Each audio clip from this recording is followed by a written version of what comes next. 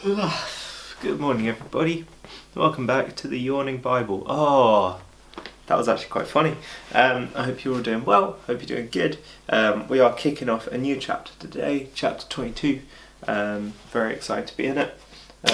This is where, like I said yesterday, the plot to betray Jesus really sort of starts to come out, and the narrative from here really starts to kind of accelerate towards Jesus eventually ending up on the cross. So let's just jump into it. So yesterday's passage ended with sort of just a reminder of what Jesus was doing, that he was teaching in the temple by day, and that by night he was going and sleeping on the Mount of Olives. And so this passage kind of follows directly on from that, but shifts attention slightly to another group of people. But let's go.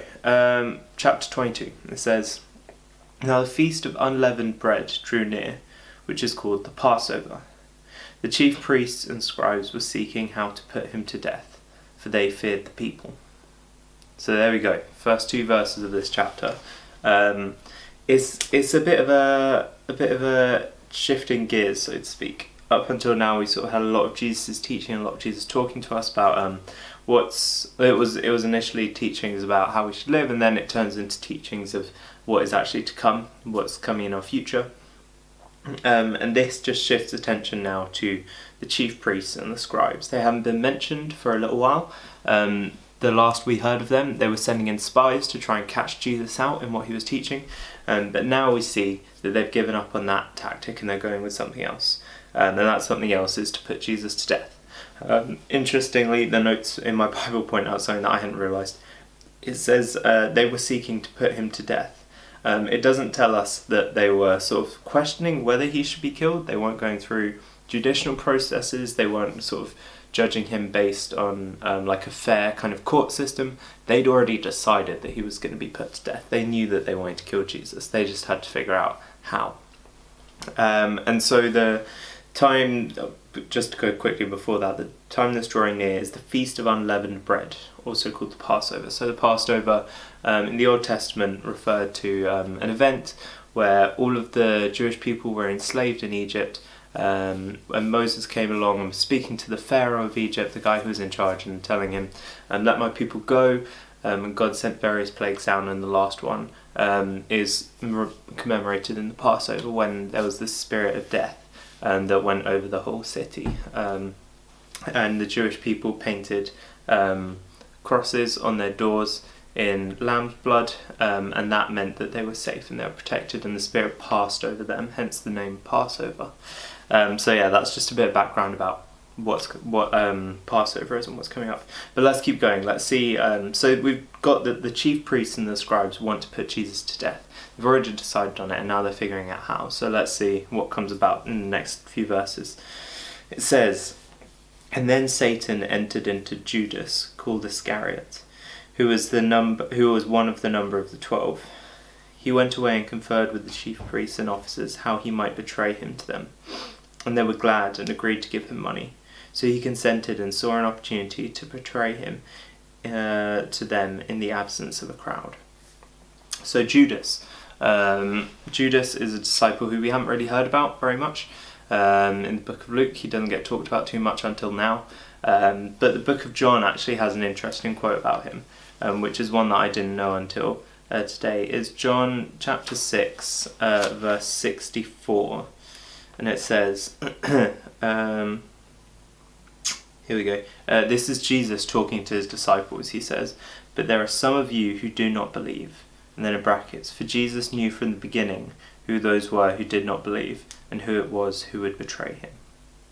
So even though Judas is a follower of Jesus, this passage in John points out that Judas didn't actually believe in him. Judas is following him on the surface. He is one of the 12. He goes along with all the other things that disciples are doing, but he doesn't actually believe in his heart. He doesn't believe in who Jesus is. And so that leaves the door open for Satan to come into him. It says here, "Satan entered into Judas and sent him away to confer with the chief priests and officers how they might betray Jesus."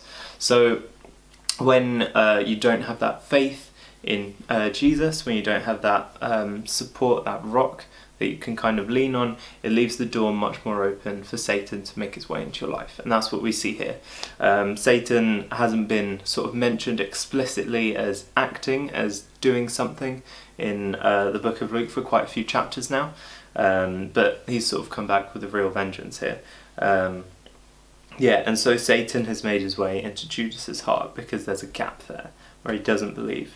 And so Judas goes away and he meets with the chief priests and he says, you know what, actually, I could see Jesus being put to death. I think I might know a way. And they were all happy and they agreed to give him money. So that's essentially his motive here. He was motivated by Satan first and foremost, and Satan sort of reaches into his heart through the promise of money, through the promise of wealth. And so Judas consented and sought an opportunity to betray Jesus to them in an absence of a crowd. So Judas, like all sin really, he's doing this in secret. He's trying to do this behind closed doors. He's trying to do this away from a crowd so that people won't see what's happening. And part of the reason for being away from a crowd as well is back in verse 2 it says, for the chief priests and the scribes feared the crowd. They feared the people. It doesn't say that they were afraid of Jesus necessarily. It doesn't say that they were afraid of his 12 disciples. It said they feared the people. They feared the sort of uprising that Jesus was kind of fueling in Jerusalem almost. There were people flocking to the temple every day to listen to Jesus preach, and Jesus was preaching about some crazy stuff to these people, and so they really feared what he was doing to these crowds, and they said, we need to get rid of him so that we can restore order. And they find a way to do it through Judas. We'll leave it there for today. This is just like a quick little intro into what's going to come. It's a little passage where it just sort of warns you about the dangers of corruption, I guess, and the dangers of sort of being content and not believing something, not believing God specifically. It's sort of, Judas was there, he was along for the ride, he was happy to be there, he was happy to go through all the motions of being a disciple, but he didn't have that belief inside him. So ultimately, that allows sin to creep in, that allows death to creep in, and bad things to creep in. So it just goes to show what we've been saying since, the very first video. It isn't, your acts don't make you a good person, your acts don't restore you, your acts don't make you whole in God's eyes. It's only through faith that you have that relationship with God. It's only through your relationship with him. And good acts are good, but they aren't enough to make you a good person, as we see with Judas, who would have been doing good acts all his life, but at the end of the day, the core of him was rotten. That's where we're going to end it today. I will see you all tomorrow. I hope you all have a wonderful day. Much love. Bye bye bye bye bye.